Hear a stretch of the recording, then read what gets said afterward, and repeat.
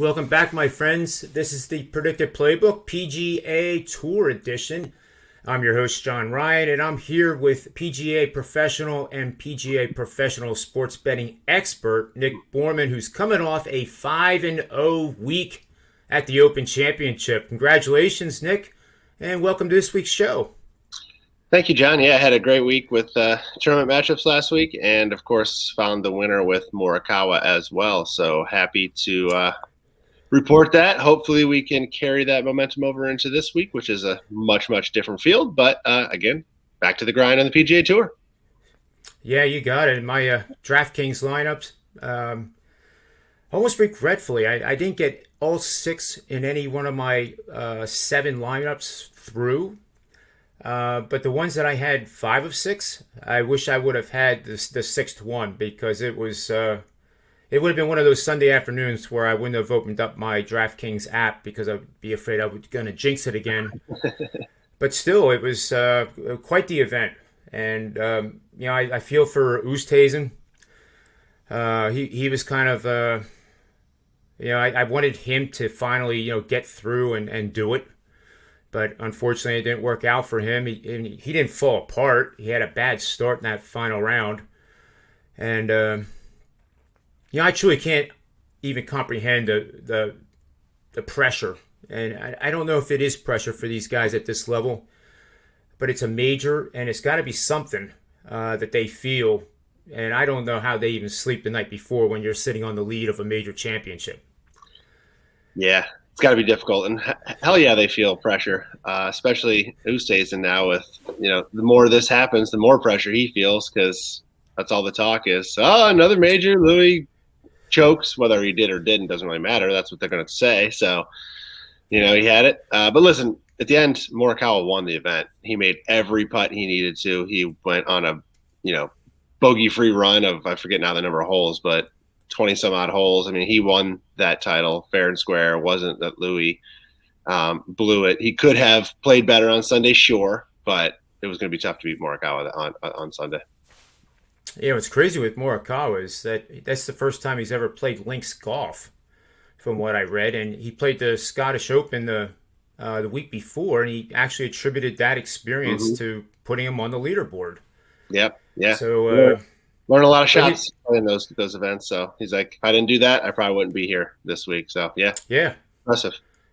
And I thought his acceptance speech when he got the claret jug was just nothing short of spectacular. Telling people in the stands to take a look to your right or left and say thank you to that person. I mean, that whole thing seemed unscripted and just right from the heart. And I still get goosebumps thinking about that and what he said. I mean, what a man way beyond his years. Yes. And how old is he? Like 22, 23? Yes. Yeah. He's been around for a long time, and it's hard not to like that kid. And in contrast, we have DeChambeau being polarizing again with his throwing his manufacturer under the bus after I think that was after the second round. And, that's not smart. Yeah, but I was actually glad that the manufacturer fired back too, instead of just kind of taking it. But I don't know about you, Nick. I'm sure you're the same as me. When I play a bad round, it's me that played the bad round. It wasn't because of my putter wasn't the right putter or my 9-iron. It's the driver of the car, not the car. Correct. So I'm on the other side of the DeChambeau pendulum now until further notice. But I think more and more people are every week. It seems like. If he had a little bit of Morikawa in him, I guess it would really help him. Humility goes a long way in creating a fan base. He doesn't have a lot. Sure does. So this week we're in Minnesota, in Blaine, Minnesota, for the 3N Open, and I'll just turn it right over to you to see who you like. I know you have a lot of guys that are in that mid-range, so this should help. Not only with top 20 bets, but the DraftKings lineups, where it becomes very difficult to get the 7,000 to 8,000 range identified correctly. So, stage is yours. Yeah, these weeks can be difficult for sure. I mean, you got 4 guys priced completely different than the rest of the field.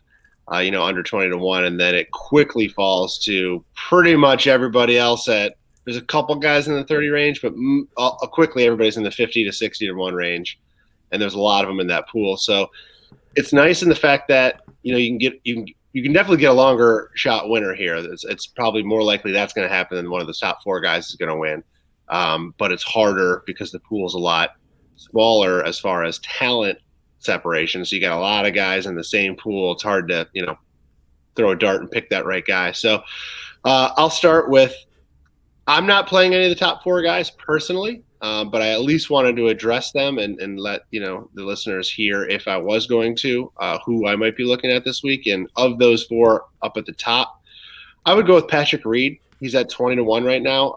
Of the favorites, I like him honestly mostly because he's coming off the miscut last week at the Open. So he's able to get back here ahead of time as far as travel goes. And also, it's a great angle on the PGA Tour, taking some of these big name players off a miscut because they don't stay down too long. And a lot of guys win right after a miscut, or at least perform very, very well. He's a short game wizard, Reed is. His putting is fantastic. His tee to green game isn't the best. It's solid, obviously, but he gives himself chances on the greens every week. So as long as he's tee to green consistent, he will probably have a chance come Sunday. Over the last 3 months and over the last 6 months, he ranks 4th in this field in total strokes gained, and he's gaining strokes in every category, which is off the tee, approach, around the green, and putting. And he has 13 top 25 finishes and 20 starts, 6 top 10s, and of course he won at Torrey Pines at the Farmers earlier this year.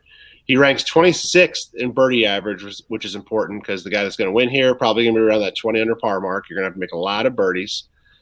So again, I'm not huge on any of the favorites this week, but if I'm taking one of them, I'm going to go with Patrick Reed just because I think he's got decent value of those 4. But I'm not, Dustin Johnson, 7 or 8-1, whatever you can get him at. He's again not a bettable player for me, just like Rahm wasn't last week. However, what I did do with Rahm last week was waited, hoping he might have a bad round 1, and I've taken him. I got him 33-1. Yeah, he didn't win, but 33-1 holding a Rahm ticket, I was very happy with. So maybe one of those top 4 guys, if you do like them, wait until after round 1, and you can possibly get a better number. But if you're trying to play anybody pre-tournament, my favorite is Reed. And I have Reed at 18-1, and he is in the top 5 in putting, shots gained putting. I think it's like almost 0.7 shots per round, so that's outstanding. And it's hard to believe he missed the cut. It really is at the Open. I thought for sure he'd be a guy that be kind of under the radar, really. And he was a lot of guys' picks because he had made 6 or 7 straight top 20s at a major. So it was odd to see him miss the cut. And what about Dustin Johnson? And I'm not saying this negatively, but I thought he has a kind of a history of playing the Open. And because of the travel, he and other guys don't play the following week because it is kind of a brutal schedule to travel, and you're basically playing 8 days, over 12 days. And if you've ever played golf 4 days in a row, it's pretty tough, and that's just one time. So I am surprised that he's still in. He's the favorite at plus 750. But do you think it's because of the FedEx Cup points, or do you think he just wants to get another tournament in because he committed to it? Yeah, I don't think he's worried about the FedEx Cup points at this point. I think it's just getting more reps in for him, and I think he's trending in the right direction, and he probably just wants to keep that moving. He's definitely shown he was struggling for a while, and he's definitely shown flashes of getting back to his former world number 1 self. Now he's number 2. So I think it's just a rep thing for him. I don't like him this week at 7 or 8-1. I mean, you can't, in my opinion, you can't really bet him as far as an outright goes. But I don't think he's necessarily going to play poorly and miss the cut by any means. But I think it's just reps for him. And I'll throw this out just for what it's worth. And John Rahm was a similar favorite at the Open, and he played 7 holes, and the first 7 holes on Thursday, and they weren't good. He was out to an incredibly poor start by his standards. And suddenly I thought, I wonder what his live odds are. And I actually bet him with pizza money at 30-1. Yep. And he only played 7 holes of the 72. So again, I think the market, these algorithms, whatever they're using, to kind of overreact to certain situations. I've seen it, a couple times in the NBA Finals. But again, like if people like Dustin Johnson, if he gets out to a rocky start, you're going to get better odds for him than plus 750 at some point during that first 18 holes on Thursday. Absolutely. So, It's one of my favorite ways to play some of the favorites, especially guys under 10-1. It's the only way to play some of those guys. So we have Reed identified at 18-1 here. Who else is on the flying on your radar? All right. The sweet spot for me this week is kind of in that 50-1 range because there's a lot of them in that range. Hank Lebioda, 50-1 this week. I've been on him a couple weeks now, and his odds keep getting shorter for good reason. His tied for 8th at the John Deere Classic was his 3rd straight top 10 finish, and he's made 7 straight cuts with 5 top 20s. He ranks number 2 in this field in strokes gained per round over the last 3 months, averaging plus 1.6 per round. He's behind in this field. The only guy he's trailing is Sweet Louie, but he's ahead of Reed. He's ahead of DJ. Who Louis I'm not big on this week. Just I'm surprised to see him playing as we talked about with kind of Dustin. Right. But Lebioda 50-1, a lot of numbers are pointing him in there. He's very, very hot right now. His confidence is high. He also ranks 18 on tour in greens and regulation and 24th in strokes gained putting. So I think he's going to have a lot of birdie putts, a lot of birdie chances, and like I said before, you're going to need a lot of those. So 50-1, Hank Lebioda trending in the right direction. Yeah, and I'm willing to guess that you also like Doug Gim this week too, in that same price tag, for probably the same reasons. Yes, yeah, and then again, when you're trying to find, again, I mentioned how hard it was to select a few guys out of a pool that seems very deep as far as everybody kind of priced in that same area. That's kind of what I'm looking for, is who's showing signs, who's in the right form right now. I don't care so much about past history at a course like this. I care more about who's coming in hot and who's got the best chance to win because of how they're playing. So Gim fits that bill as well. And this will be a golf course where birdies will have to be made. I think I estimated with my models the final score, it's probably going to be around that minus 17 or minus 18. And wondering if you agree with that as well. For sure. I think it was 19 last year or the last time it was played. So, yeah, it's going to be right up there again for sure. And anybody else you want to throw out there? Sure. I mentioned Jonathan Vegas. I took him a couple weeks ago. He finished second at the Palmetto. In these type of fields, he does very well. In this field, we already mentioned birdie averages being very important. Driving distance here seems to be one that's going to matter. Like this this sets up as a course where you can hit it far, not worry about there's not a lot of trouble off the tee. You can miss fairways and still have short clubs in. So he ranks 4th on tour this year in strokes gained off the tee, as he has a 310-yard driving average, which is 12th best on tour. He's coming in off another solid finish at the John Deere Classic, tied for 11th, another weak field event. Some other weak field events includes, I mentioned, the tie for 2nd at the Palmetto. He's got a tie for 9th at Byron Nelson. He's got a 2nd at Puerto Rico. He's on a run of 7 straight cuts made. He ranks 7th in this field in shots gained tee to green the last 3 months, averaging plus 1.25 per round. His weakness, though, has been putting, because he's losing strokes putting right now. So if he can just get an average putter going this week, tee to green, I think he's going to have plenty of chances. And he's priced right now at FanDuel at 75-1. Wow, 75-1. I want to definitely write that guy down. Now, that would be a sleeper for sure. Are you going to play Vegas and these guys just top 20, top 10, or across the board to win top 10, top 20? I will have them on my outright card, and then I won't bet them all on the leaderboard card because, again, in this type of field, sometimes it's feast or famine. I could get 1 or 2 of the 5 guys I throw out there this week as having a chance, and the other guys could miss the cut. And then if I bet every single one of them as a leaderboard bet, now it's going to be hard to cover my losses. So usually what I'll do in this type of a field, if it's a deeper field, I might do more of that. But if on this shallower field, I'll call it, I'll probably only choose 2 of those guys to back up. But maybe at a slightly more than I would otherwise. That way, if just one of them comes through, I'm kind of covered for the rest of the outright plays. But I've learned my lesson. If I try to do it with everybody in these type of fields, I end up missing more than I do hit. But of course, in golf, in the outright market, you only need one to come through. But in the leaderboard market, when you start to get down to like 3-1, you actually need to get a couple of them to come through. So, and it's harder to do so, harder than you think. Oh, absolutely. It's hard enough just getting 6 guys through the Draftkings the cut. Yep, absolutely. And that's really the goal. You're Yep. not trying to identify the winner necessarily on those lineups. At least I don't. But maybe that's why I haven't won the $1 million either. But That's just getting lucky. But you're right. You just got to get through the weekend. Yeah. I look at it as my Powerball ticket. The Powerball odds are, you have like a 7 times more likelihood of being struck by lightning than winning the Powerball. And I look at these DraftKings as exactly that, except the odds are much, much better. And you can win a little bit. You don't have to actually have the winning numbers. You can win a little bit and steadily make money over time. But it is stacked. The payouts are, well, similar to the PGA Tour, actually. 2.2 million went to Morikawa. Then Jordan Spieth had 1.2 million, which is about 50% drop.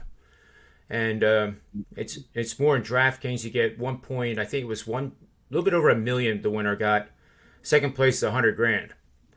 So I wouldn't feel disappointed if I came in second and I was only like less than a point away from winning the thing, like that happened this week in DraftKings. But it's got to be exciting when you get that, those last 3 holes and you're in the top 5. I mean, it's just got to be nuts. Oh yeah, for sure.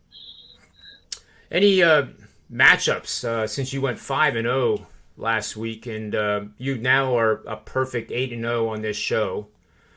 So it's not, as I've said last week, I'm not your lucky charm, and the show's not your lucky charm. It's your expertise. So really incredible run you're having right now. So if you have a matchup you want to share with us, that would be great. Sure. Yeah. Thanks, John. One matchup I'll throw out this week that I'm looking at, and there's, of all the matchups that are out there, I'll be honest, there's not a lot of them that I like. Again, it's because it's a lot of guys that are that mid-range tier. They're playing well, they're playing like crap, they're playing well, they're playing like crap. So there's a lot of what I usually look for is not available in a lot of matchups this week. So it is a little bit lighter for me, but the one I do like here is Patrick Rodgers over JT Poston. Poston last week coming off the playoff loss, and the reason I'm going to fade him this week is because obviously I think it's a big letdown spot for him, and he was on social media afterwards about no, got to hold he said the right things, keep my head high, keep grinding. I just want to keep putting myself in these positions. But the fact of the matter is, before last week, which seemed like an anomaly to me, he came into that tournament 6 events prior. He miscut, tie for 65th, miscut, tie for 40th, miscut, and then all of a sudden a playoff loss. So to me, I think he's going to trend back to where he was before last that tournament. But Rodgers, on the other hand, had been trending in the right direction with 6 straight cuts made, with his best finish coming last week with a tie for 5th. So at least that one wasn't a surprise. You can kind of see it coming. And I think he's going to hold on to that momentum much better than Poston will. And again, I mentioned the metrics I'm looking at this week with distance and birdie average. Rodgers ranks ahead of Poston in both. He's 26th in driving distance and 78th in birdie average compared to 59th and 133, respectively, for Poston. And then most importantly, over their last 20 rounds played, Rodgers has posted a plus 0.7 strokes gained average per round, while Poston comes in with an minus 0.53 average. Again, wow. The anomaly being last week. So I'm thinking he's going to go back to where he was prior, and I think there's good value there. It's just a standard minus 110 spread right now. So I like Patrick Rodgers over Poston this week.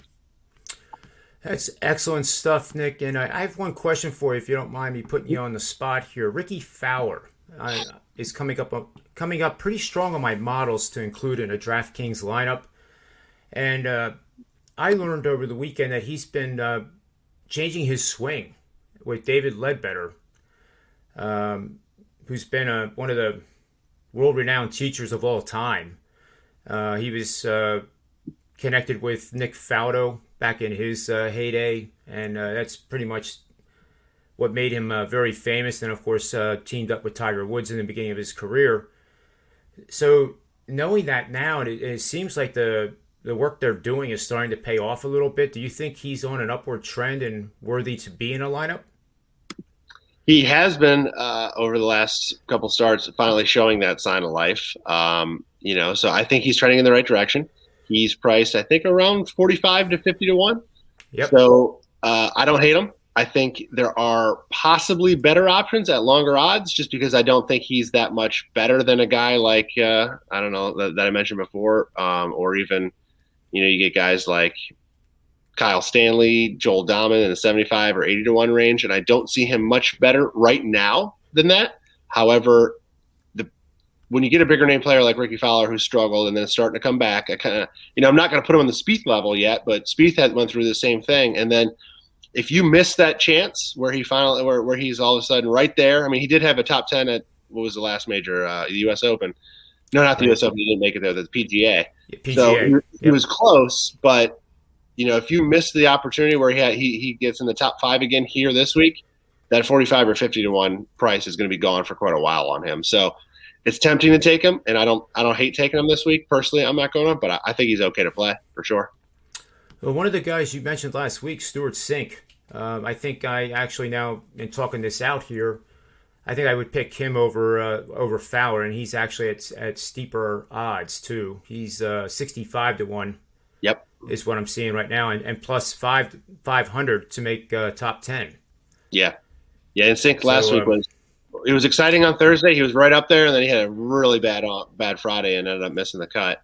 So disappointing there for Sink, but he still has shown over the last year really he's got game. Yeah, no question. And Phil Mickelson, unfortunately shot an 80, but then recovered with a 72. To not make it a complete disaster, but that course, that's what was amazing about Morikawa and the guys on the leaderboard, is that they made that course look easy, and there was nothing easy about it. And they had tremendous weather, very favorable conditions, and it really didn't reflect how difficult that course plays. And just a tribute to all those golfers that were contending down the stretch there on Sunday. I was amazed. A lot of 2-irons off the tee too. If people noticed that, which is what you usually see at the British Open. It was odd to see 4 days of sun. Yeah, exactly, and that's what DeChambeau should have used too. With his strength and length, he would have been better off even hitting a 4-iron off the tee than trying to keep hitting it a mile with that driver. But that's just the benefit of hindsight. Good luck. Anything else? Yeah, we have a guy, Max on Record is his name. He shows up in our chat room all the time, and for months now he's been calling him Meathead. Mm-hmm. And I finally got to know the guy a little bit, and yesterday on the Manny's Pub show at 4:00 Eastern, Monday through Friday, he finally gave us the reason why he calls him Meathead. It was pretty funny, and it was pretty long definition. It would take too long to read here, but it was humorous. It wasn't really that derogatory. Right. That a meathead is a person that just refuses to accept the conditions that they're playing in and just wants to hit it a mile, no matter what. Hey, did you see that I hit an 8-iron 200 yards? Yep. Nothing else matters. But it's in a pot bunker.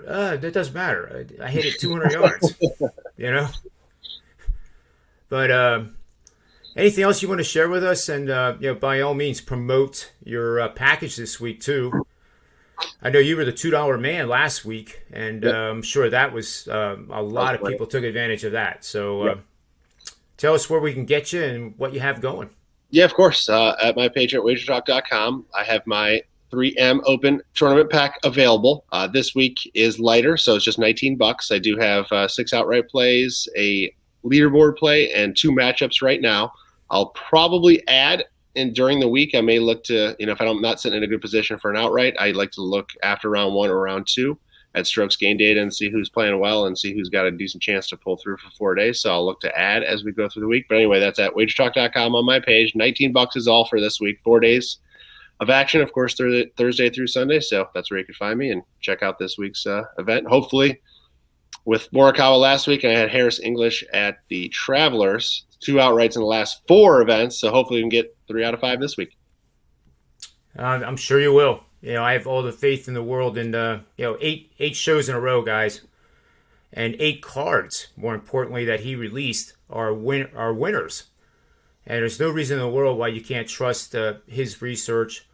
Of course, there's going to be a week down the road, maybe even this week, where things don't go our way. But over time, you go every week with this guy, Nick Borrman. I promise you're not going to be disappointed. There's no hype with this. It's just solid research, and he's a PGA betting expert that is unmatched, just unmatched. So if I was a customer out there, I would highly recommend getting his stuff week to week. Just don't get 1 week. Get every single week he releases. And he's also pretty darn good in soccer too, by the way. Yeah, and the Olympics have started today, so that's right. Get the package going, men's and women's. It's always interesting to me that the opening ceremonies occur after some of the events have already started, but I guess that's because of scheduling and everything else. But I am psyched for the Olympics. It's interesting too that you look at the betting lines and you have to be careful because you'll see 2020 as the year, because that is the year that the Olympics were supposed to happen, and they still list it as that. Yep. Instead of 2021, but when track and field starts and the swimming, those are the ones I really like watching. Yeah. But all of it's going to be good. So I know you have to get to another show, Nick, but really appreciate your time here. And on behalf of Nick, myself, WagerTalk.com, Sportsmemo.com, and the Predictive Playbook, may all the wins be yours.